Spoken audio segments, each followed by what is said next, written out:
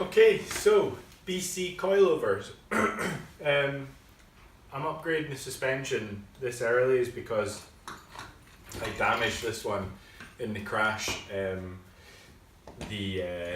This part here was bent right over, so I've had to weld a piece onto the bottom of here to get it to work for driftland. What was the last video? So I don't really like running like this, and it's also damaged here as well on the threads and damaged up here. So I thought a good upgrade is BC Coilovers. The main advantage for this type compared to the eBay specials is these are adjustable on the tops of each of them, so you can control the dampening. They're also, weight wise this is heavier, but the build quality is this is much better, because on this type, if this wasn't tight up against here, you had a lot of play here, and you could actually feel it on the wheel itself. You could actually move the wheel, so you had to make sure these were all the way down. But this is a really nice thread on this one. So yeah, that's kind of one difference with a coilover from the special to the BC. Also the strut tops are a bit more heavy duty underneath as well, so that's nice to see. But apart from that, there's not a huge difference. The anti-roll bar links, they're attached onto here. Instead these are attached, and you can adjust where you want them to be on there. But you get, with the kit, you get shorter anti-roll bars. The shocks look a bit different. The size difference here, the outside diameter is much bigger, and again this is really heavy. But you can also see as well, there is a difference in travel as well. If you can see that, there's about an inch or two more travel on the BCs. So that's nice to see as well. Better bushes at the bottom. These are just rubber. These look like polyurethane or something. So that's the difference on that, and obviously these are adjustable. These aren't springs. You normally get one of these springs with eBay specials, and then you normally get one of these caps as well, but I had to run without these is because I couldn't get the car low enough because I'm on 15-inch wheels. But the nice thing to see here is, even with this, I don't know what you want to call it, you can say in the comments what it is, cap, I don't know.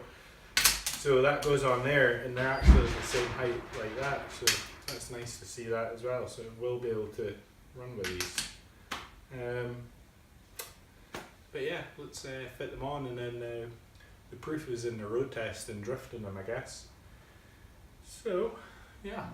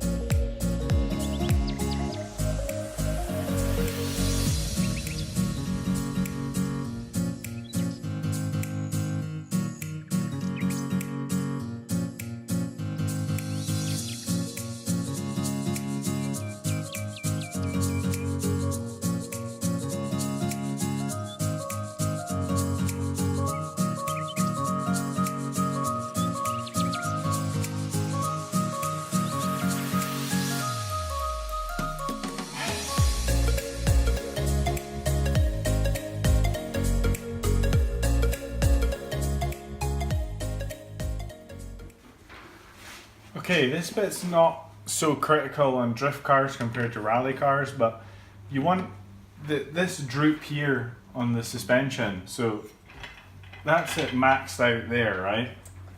So you can see this isn't going to touch here, so I can adjust this down to where the bolt should go in.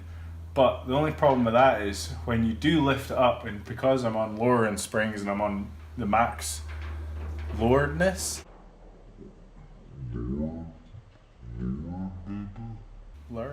loweredness, the max droop, I don't know. Yeah, so when you go on the shortest it can be, then your damper will probably be fully maxed out. So you kind of want to use this adjustment to heighten this up, so then you lift this up so the droop's less. So to somewhere like that, and then you adjust this up to where it should be. Now, see, now I don't have a lot of travel. I don't have the maximum travel down, but now I've got more travel going up with the lowering springs, if you know what I mean. So this isn't compressed at all when it's fully drooped down. Hopefully that makes sense. It's kind of hard to explain it. That's why there's so much adjustment in this if you wanted to do it. But yeah, leave any comments down below if you're unsure. If you're going to do this at home, leave any comments down below and I'll try and word it better. Or if somebody wants to try word it better in the comments on how to do that, but this is how I've always done it. Just pump it up a little bit, take a little bit of the slack out, and then lift it up, and then measure it all out to there, and then you should be good to go. These have got more travel than the other ones, so that's pretty good as well. Alright.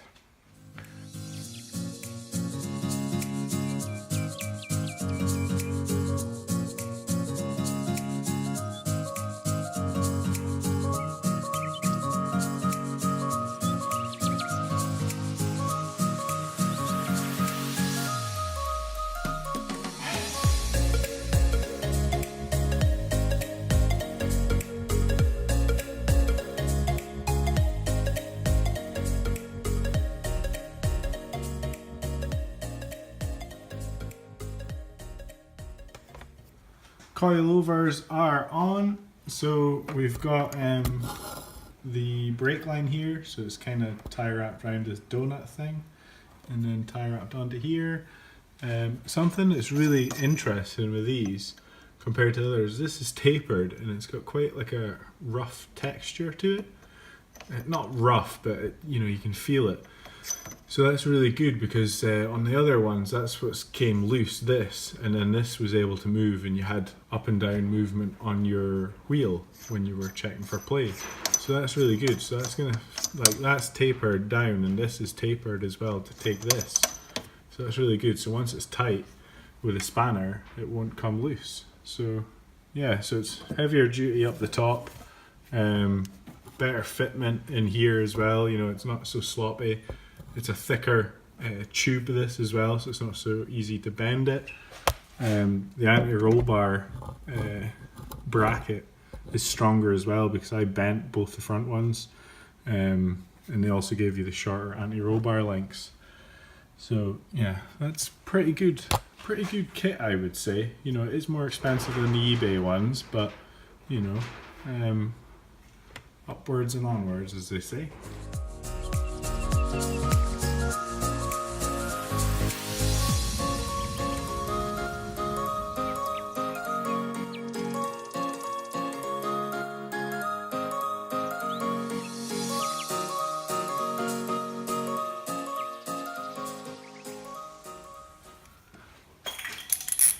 Right, so this is the driver's front, so we're gonna do the camber on it. Let me get a light. Where did I put it? Oh, there you are. Right, let's stick this on here somewhere. Why is that not sticky? Oh, that's not steel, that's steel.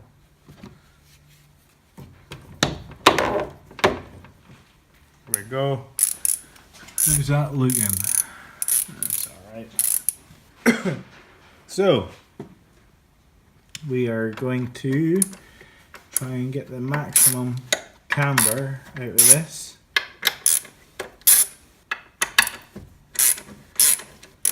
So now what it does is you should be able to move this. If I push the wheel, you see it?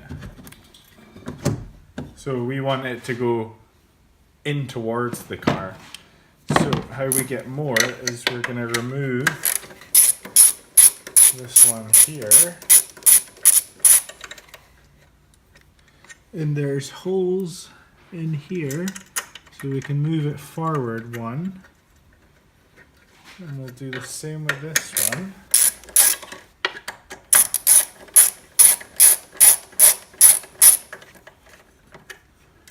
We'll move it forward.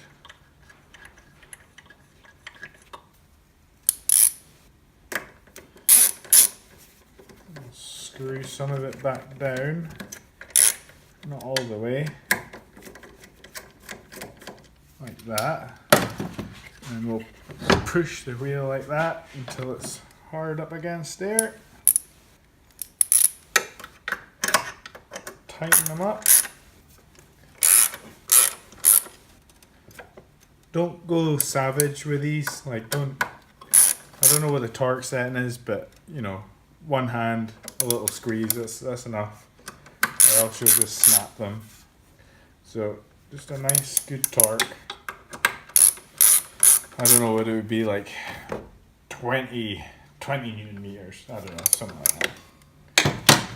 Okay, so once you do that, then you should have roughly the right camber on each side, because you're just going to max it out, and that'll probably give you around 6 degrees camber like I had before. Looks sick with that angle. Okay, let's get the other side.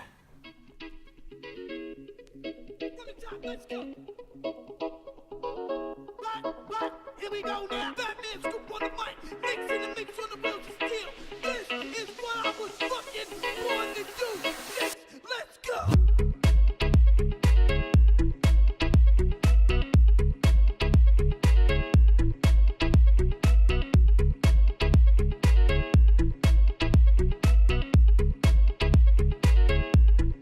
One, two.